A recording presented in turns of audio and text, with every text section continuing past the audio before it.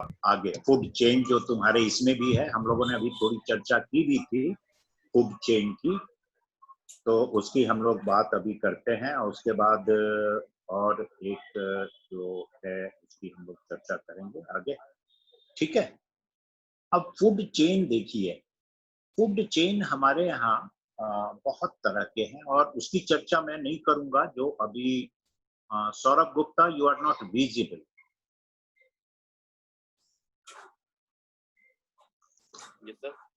हाँ, अब तुम दिखाई दे रहे हो, ठीक है ठीक है, now you are visible, okay fine.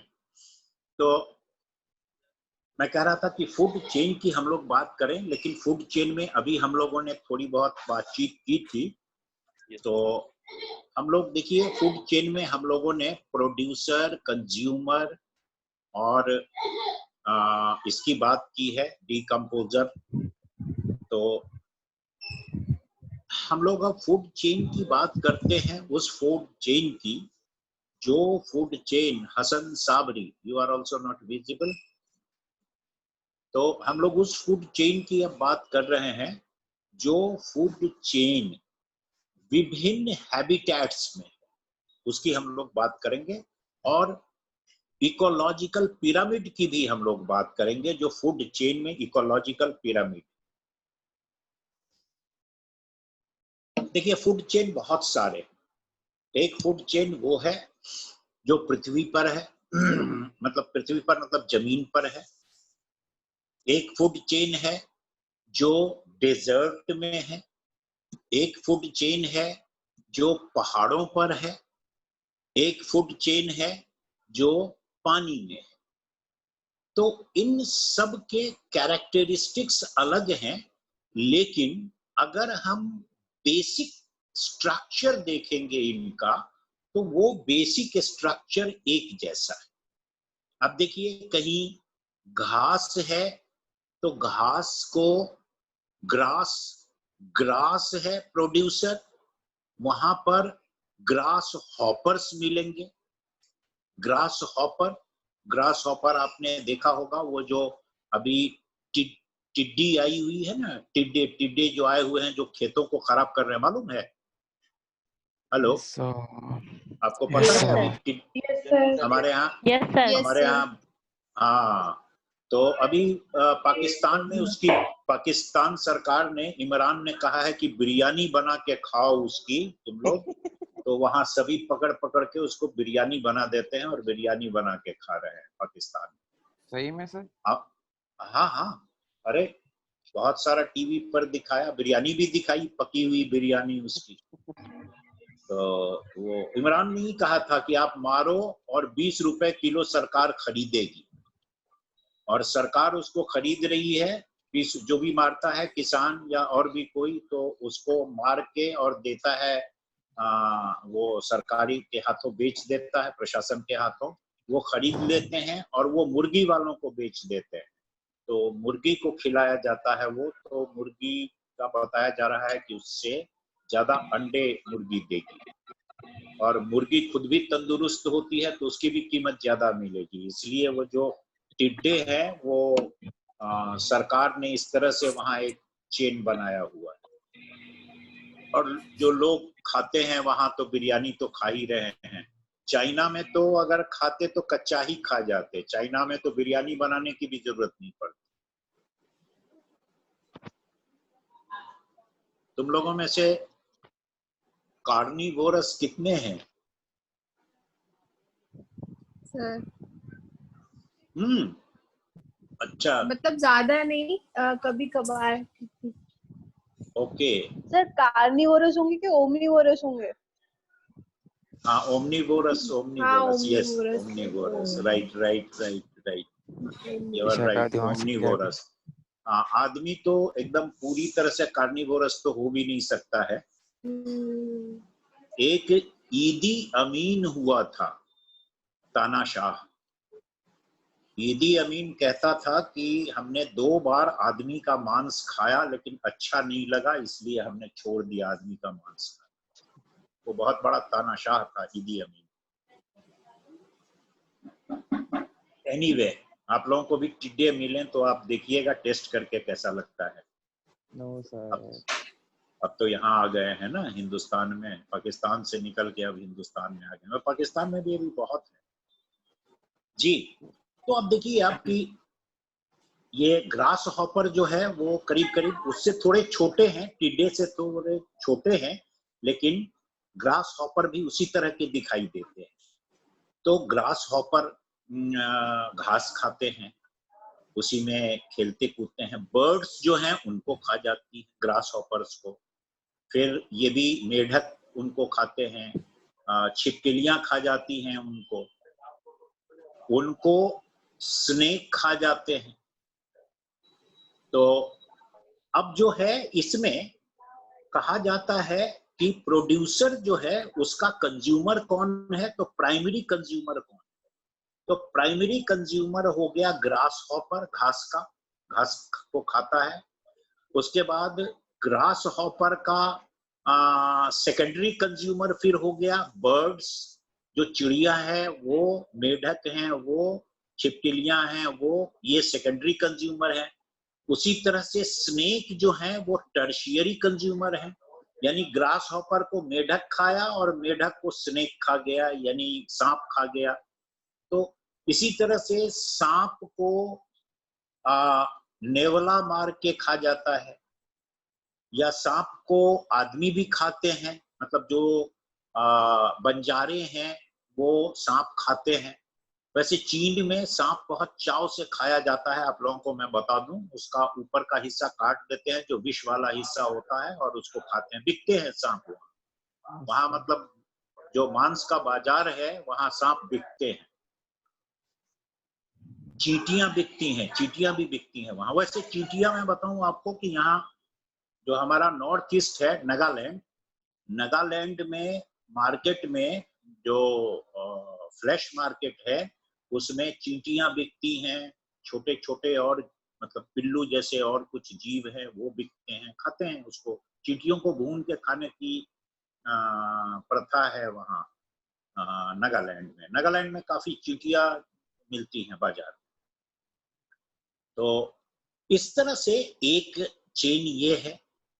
एक दूसरा चेन है जिसमें आप देखेंगे कि जो पेड़ माने पौधे हैं, पौधों पर जीवित रहने वाले जो बकरी, भेड़, ये सब है, इनको खा जाते हैं शेर, बाघ वगैरह।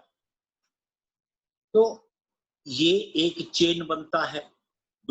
फिर एक चेन बनता है जो डेजर्ट में रहने वाले हैं पेड़ पौधे। डेजर्ट में बहुत खास तरह के बबूल टाइप के जो पौधे हैं, पेड़ हैं, वो डेजर्ट में मिलते हैं। ये नहीं मिलते, जो ज्यादा हार्डी होते हैं वही पौधे वहाँ।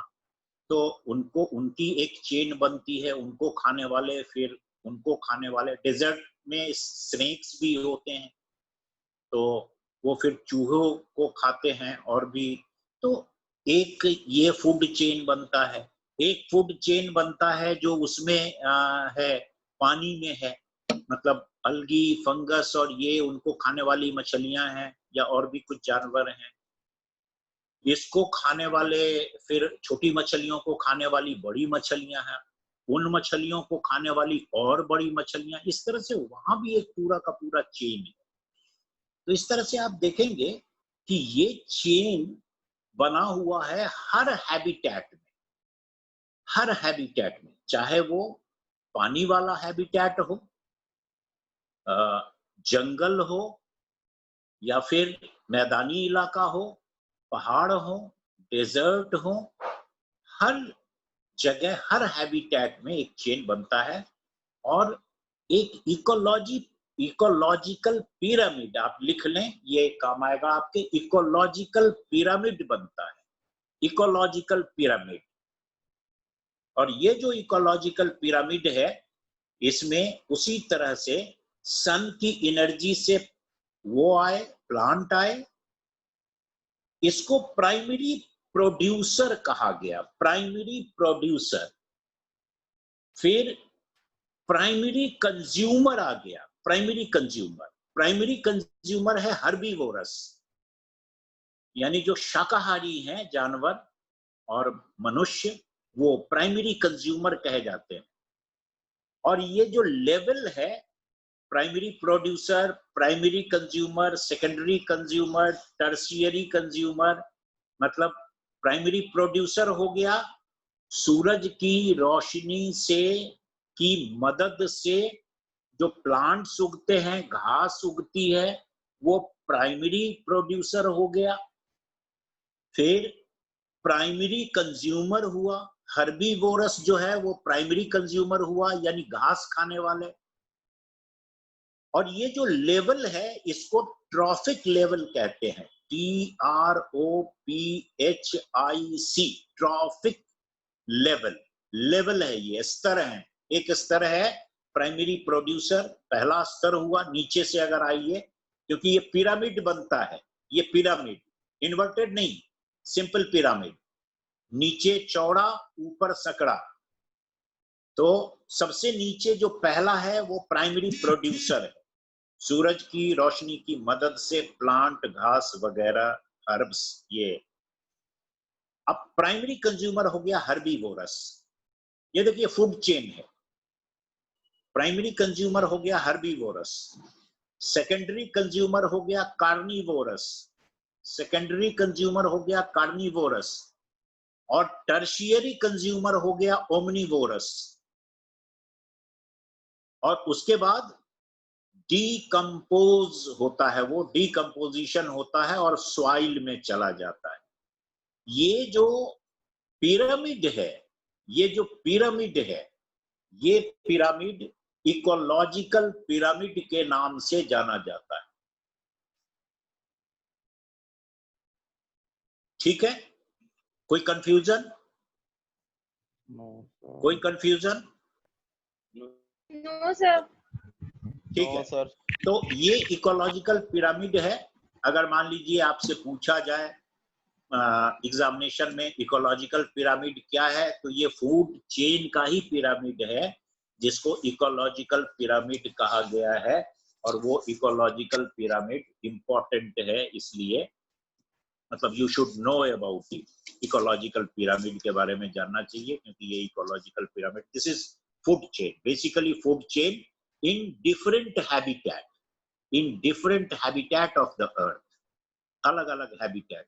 वो डेजर्ट हो सकता है, वो पहाड़ हो सकता है, वो मैदानी इलाका, जंगल हो सकता है, वो पानी हो सकता है, पानी के अंदर। तो ये है। Okay, so now we will be discussing the next topic, which is known as biodiversity. Biodiversity, इसको हिंदी में कहते हैं जैव विविधता, जैव विविधता। बायोडाइवर्सिटी मोटे रूप में क्या समझते हैं आप इससे, बायोडाइवर्सिटी से? मोटे तौर पर बायोडाइवर्सिटी से आपको क्या लगता है, क्या होगा ये? सो बायोडाइवर्सिटी मतलब जो पेड़ पौधों में जो वैरायटी होती है और जो एनिमल्स में जो डिफरेंट स्पीशीज होती हैं। राइट, राइट, बिल्कुल ठीक बात है, बिल्कुल ठीक बात है। बायोडाइवर्सिटी का मतलब है, बायो का मतलब हुआ जिसमें जीवन हो, और डाइवर्सिटी का मतलब है विविधता, माने बहुत सारे प्रकार, यानी ऑल वैरायटी ऑफ लाइफ, यानी जीवन की जितनी वैरायटी पृथ्वी पर मौजूद है उसको इसके अंतर्गत रखा गया है बायोडाइवर्सिटी, बायोडाइवर्सिटी। और आप देखेंगे कि बहुत सारे जानवर हैं। एक जानवर है जो दो पैरों पर चलता है, यानी मनुष्य। एक जानवर है जो पृथ्वी पर रेंगता है, रेंग के चलता है, जिसको रेप्टाइल्स कहा जाता है, रेप्टाइल्स। और रेप्टाइल्स को जो शुद्ध भाषा है हिंदी में कहते हैं सरीसृप। वो जो क्लास है, वो क्लासिफिकेशन में वो सरीसृप, सरीसृप यानी रेप्टाइल, रेंगने वाले जो जंतु। सांप है उसमें, रेंगने वाले में सांप है, तो इस तरह से जो रेंगते हैं वो जानवर, सांप मुख्य है उसमें, और ये सब जो है लिजार्ड वगैरह और ये सब भी आते हैं रेप्टाइल्स में। बहुत सारी वैरायटी है रेप्टाइल्स की, और बड़े बड़े जानवर, ऐसा नहीं है कि रेप्टाइल में बहुत छोटे छोटे ही हैं, बड़े बड़े जानवर भी दिखाई देंगे आपको, बहुत बड़े बड़े। अजगर है, रेप्टाइल है, लेकिन बहुत बड़ा है। तो कई प्रकार के एनिमल्स और प्लांट्स, यानी जानवर और प्लांट, पेड़ पौधे, जो आपके हमारे अन्य के लिए एक अच्छा और हेल्दी एटमॉस्फेयर पैदा करते हैं, वो सब इसमें आते हैं, वो सब इसमें आते हैं, और हर का उपयोग है। ऐसा नहीं है कि जो मांसाहारी जीव जंतु हैं उनका उपयोग नहीं है, उनका भी उपयोग है, वो भी उपयोगी हैं, वो बैलेंस बनाते हैं।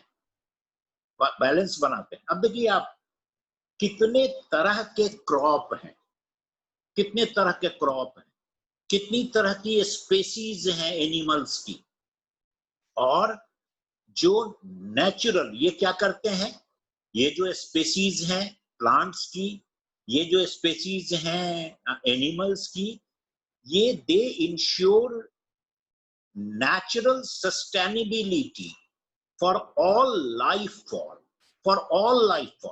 natural sustainability। अब ये कैसे करते हैं, इंश्योर कैसे करते हैं? अब देखिए आप, क्रॉप पर आदमी जिंदा है, क्रॉप पर ही आदमी जिंदा है, क्योंकि हमें जो खाना मिलता है, गेहूं, चावल, दलहन, बहुत प्रकार की दालें, मसाले, और ये तमाम जो चीजें हैं ये हमें क्रॉप से मिलते हैं।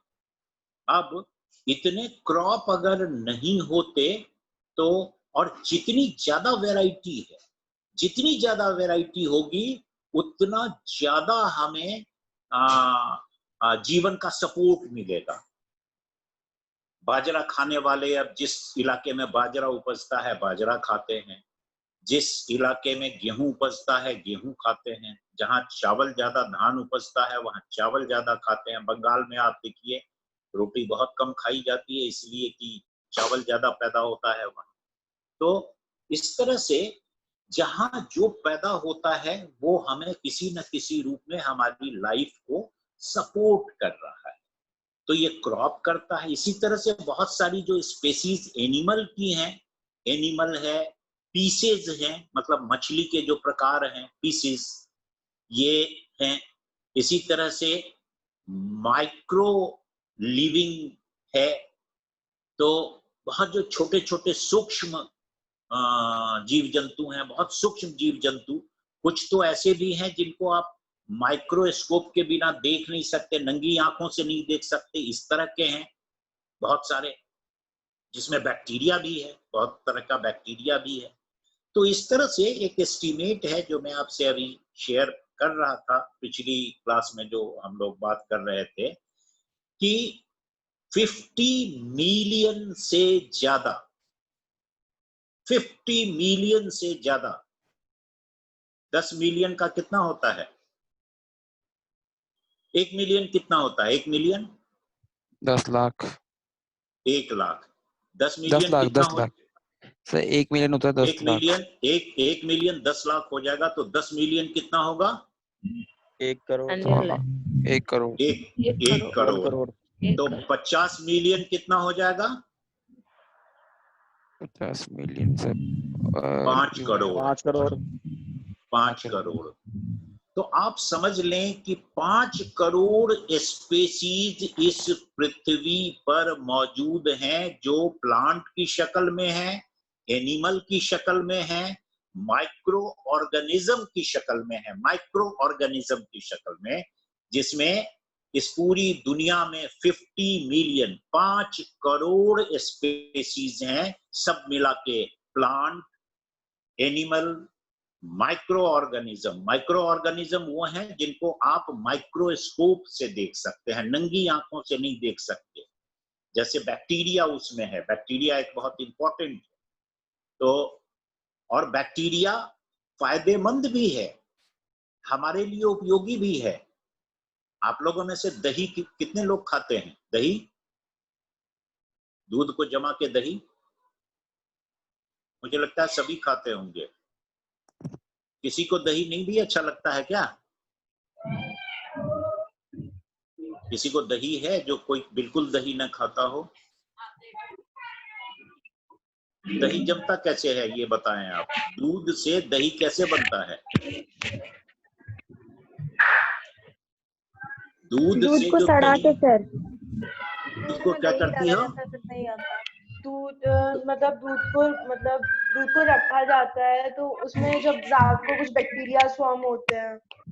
यस, लैक्टो ऐसे लैक्टोज करके कुछ बैक्टीरिया होता है जो फॉर्म होता है जिसके बाद वो दही जमता है। Yes, you are right. ये एक बैक्टीरिया है, जो बैक्टीरिया जब आप जामन देते हैं उसमें दही, दूध में, दूध को थोड़ा गर्म करके, और जब आप उसमें जामन देते हैं तो वो जामन जिसमें बैक्टीरिया होता है, वो बैक्टीरिया पूरे में फैल जाता है और उसको एक यूनिट बना देता है, यानी गाढ़ा कर देता है और दही बना देता है। अब देखिए बैक्टीरिया यहाँ कितना फायदेमंद है हमारे। लेकिन जो बैक्टीरिया है वही ट्यूबरकुलोसिस, जिसको यक्ष्मा रोग कहते हैं, टीबी जिसको कहते हैं, जो सबसे कॉमन है फेफड़ों वाला, और भी जगह होता है, शरीर के किसी भी हिस्से में होता है, वो जानलेवा है। अब तो खैर बहुत सारी दवाइयां हैं, नहीं तो एक जमाने में टीबी से हिंदुस्तान में मरने वालों की संख्या, सबसे ज्यादा जो लोग मरते थे वो टीबी से मरते थे, ट्यूबरकुलोसिस, टीबी जिसको यक्ष्मा रोग कहते हैं, तपेदिक, तो इससे मरते थे सबसे ज्यादा लोग। हिंदुस्तान में सबसे ज्यादा जो डेथ होती थी वो टीबी से होती थी। और टीबी का जो कारण है वो क्या है? वो एक किस्म का बैक्टीरिया है, वो भी एक बैक्टीरिया है जो जानलेवा बैक्टीरिया है, और एक बैक्टीरिया है जो दूध जमाता है, दही बना देता है। तो बहुत सारे प्रकार हैं बैक्टीरिया के, और जो बैक्टीरिया है वो भी हमारे पूरे सिस्टम को, इस बायोडाइवर्सिटी का एक हिस्सा है जो हमारे लिए उपयोगी है और हमारे लिए कई बार नुकसानदेह। बहुत सारी चीजें हैं जो हमारे लिए नुकसानदेह भी, जो हमें नहीं सूट करती। लेकिन हमें नहीं सूट करती इसका मतलब ये नहीं है कि पृथ्वी पर उसका कोई महत्व नहीं है, धरती पर उसका कोई महत्व नहीं, उसका भी महत्व है। वो दूसरी तरह से काम करता है, और दूसरी तरह से, जैसे वो कुछ अन्य ऐसे जानवरों को भी मार सकता है जो हमारे लिए खतरनाक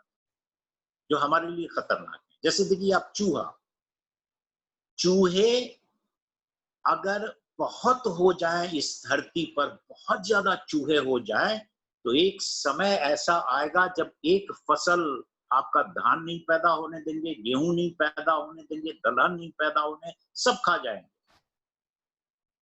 चूहों को कौन रेगुलेट करता है? सबसे ज्यादा जो चूहे को मार के पृथ्वी पर बैलेंस बनाता है वो सांप है, स्नेक।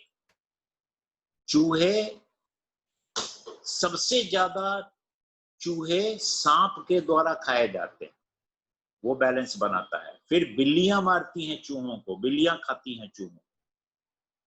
तो आप देखेंगे कि वो बैलेंस बनाने, नहीं तो मनुष्य को भोजन नहीं मिलता, ये हालत हो जाती। एक बार जापान में ऐसी स्थिति हो गई थी कि बहुत चूहे हो गए थे, इतने चूहे हो गए थे कि कोई काम करवाना होता था, जैसे ड्राइविंग लाइसेंस बनवाना होता था, तो सरकार ने एक जारी किया था कि भैया 10 चूहे मार के लाओगे, 10 चूहे यहाँ टेबल पर रखो, ड्राइविंग लाइसेंस बनवा लो।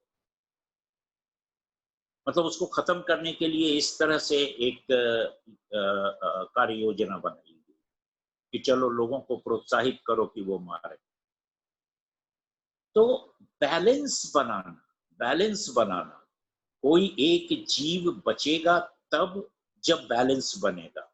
चूहे अगर बहुत हो जाएंगे तो फिर मनुष्य के लिए बहुत मुश्किल हो जाएगी। आज भी आप अगर देखें कि चूहे कितना, हमारा गोदामों में जो चावल और गेहूं इकट्ठा किया जाता है उसमें से कितना हिस्सा चूहे खा जाते हैं, अगर इसका एक एस्टिमेट आप देखेंगे तो आप आश्चर्यचकित हो जाएंगे। मतलब आप समझ लीजिए कि 30% लगभग जो पैदावार है उसका 30% चूहे खा जाते हैं गोदामों और खेतों में, दोनों जगह लगभग।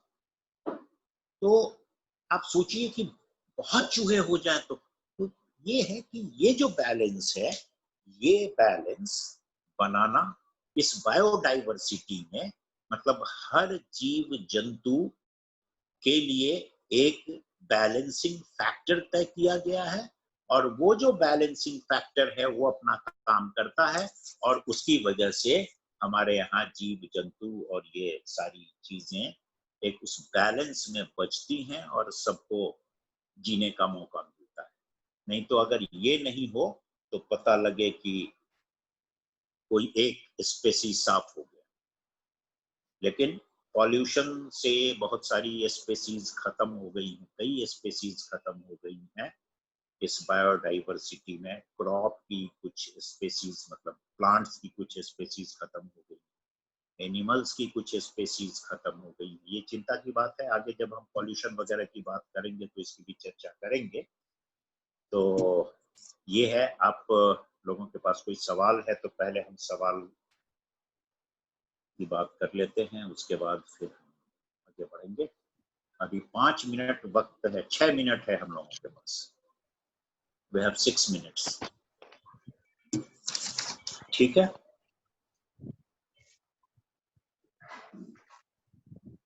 इकोलॉजिकल पिरामिड की हम लोगों ने बात कर ली है। Production types, characteristics, features, functions of system. हाँ, ठीक है। कोई सवाल? अभी तक हम लोगों ने जो बात की है उसमें कोई सवाल किसी के मन में? Any confusion, any doubts?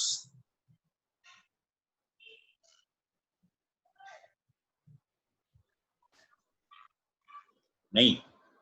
क्यों कंचन? Yes sir. नहीं, कोई सवाल नो नहीं? Sir. No sir. Okay okay. अच्छा, आप लोग ये कल्पना करें, एक आप लोग कल्पना करें कि जो आगे हम लोग बातचीत करेंगे और जो आगे हम लोग, जैसे हम लोगों को बात करनी है आगे, इकोसिस्टम में फॉरेस्ट की बात करनी है, grass land ecosystem, desert ecosystem, aquatic ecosystem, ये इन सारी चीजों की बात हम लोगों की बायोडाइवर्सिटी में हम लोगों को करनी है, और जेनेटिक स्पेसीज और ये सब की बात करनी है। अब देखिए आप लोग की जो ये सब्जेक्ट है हमारा, मतलब जो एनवायरमेंटल स्टडीज, ये जो सब्जेक्ट है हमारा, उसका जो पर्पस है, इसका जो पर्पस है, ये क्यों रखा गया है, और ये पहले नहीं था, ये बाद में जुड़ा है, ये बहुत बाद में जुड़ा है। पहले ये करिकुलम में, किसी भी करिकुलम में ये सब्जेक्ट नहीं था, एनवायरमेंटल स्टडीज।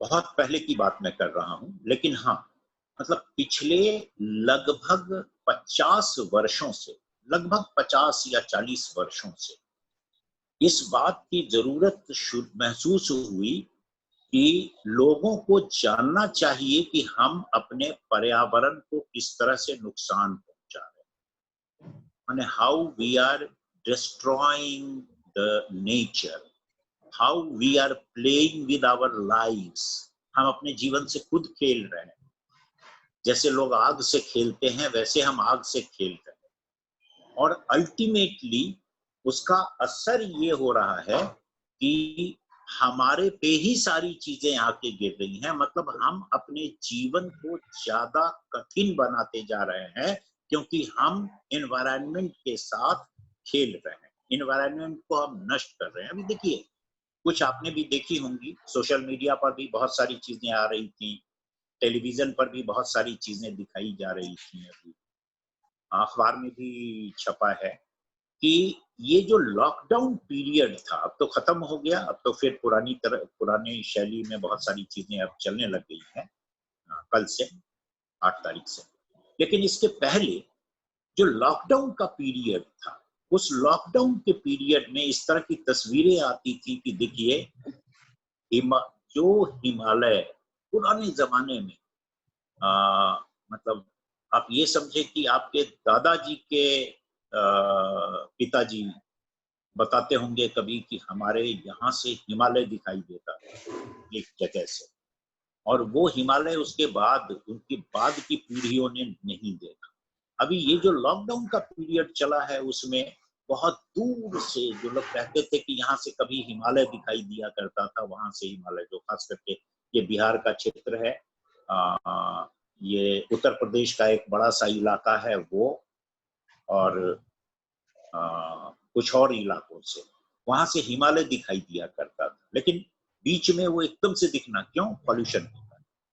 लेकिन ये जो लॉकडाउन का पीरियड था उसमें फिर से दिखाई देने लगा, यानी हवा साफ हो गई, हवा साफ हो गई, पानी साफ हो गया। जो पानी में गंदगी थी, गंगा की सफाई में इतना सारा पैसा डाला गया, इतना सारा पैसा खर्च किया गया, बनारस से लेके और इलाहाबाद तक, या आप कह सकते हैं कि गंगोत्री के थोड़ा आगे से, गंगोत्री तो नहीं एग्जैक्टली, लेकिन हरिद्वार से थोड़ा आगे से जो गंगा की सफाई का अभियान चला, उसमें कितना पैसा खर्च हुआ, गंगा साफ नहीं हुई। लेकिन ये जो लॉकडाउन का पीरियड था इसमें साफ हो गई, क्योंकि जो गंदगी लोग पैदा करके और डालते थे गंगा में, वो गंदगी जाना पड़ा। तो साफ पानी, ट्रांसपेरेंट पानी, जो टेम्स नदी का पानी है, कभी आपको मौका मिलेगा, आप इंग्लैंड अगर जाएंगे तो टेम्स नदी को अगर देखेंगे तो वहां ऊपर से देखेंगे तो अंदर जमीन दिखाई देती है, नदी में जो एकदम तलहटी है उसकी वो दिखाई देती है, इतना साफ पानी, क्योंकि वो परिश्रम करके उसको साफ करते, और पॉल्यूशन नहीं है। यहाँ हमारे यहाँ 1 फीट भी, हम 1 फुट भी नहीं देख सकते। तो ये इस दौरान पूरा एकदम से साफ हो गया, एकदम ट्रांसपेरेंट पानी। जो गंग नहर है हम लोगों के, जो हरिद्वार से निकल के इधर आता है, वहां एकदम ट्रांसपेरेंट और अंदर तक दिखाई देता था, जमीन दिखाई देने लगी। बहुत सारे लेक थे जो एकदम साफ हो गए, पक्षी निकल के टहलते थे, सड़कों पर टहलते थे। तो ये जो माहौल है, ये खराब जो हमने किया है, उसको कैसे बचाया जाए, इसी के लिए ये एनवायरमेंटल साइंस या एनवायरमेंटल स्टडीज के नाम से बहुत सारी यूनिवर्सिटी में ये करिकुलम जोड़ा गया, और इसीलिए इसकी पढ़ाई हो रही है कि पर्यावरण से जागरूकता पैदा हो और पर्यावरण को हम लोग साफ रखने की कोशिश करें। क्यों दीक्षा, सही कह रहा हूं? Yes sir. तो इसीलिए है ये, और अब बस कटने ही वाला है, आपका ये डिस्कनेक्ट होने वाला है। इट्स ऑलरेडी 40 मिनट्स, बस अब 2-4-10 सेकेंड में कट जाएगा ये। तो हम लोग फिर अगले दिन बात करेंगे, फिर इसी दिन मतलब अगली क्लास में फिर और बात करेंगे, अगले जो टॉपिक्स हैं उनको लेके चलेंगे। ठीक है, फाइन। Yes sir. कुछ सवाल अगर मन में है तो पूछो, नहीं तो फिर अब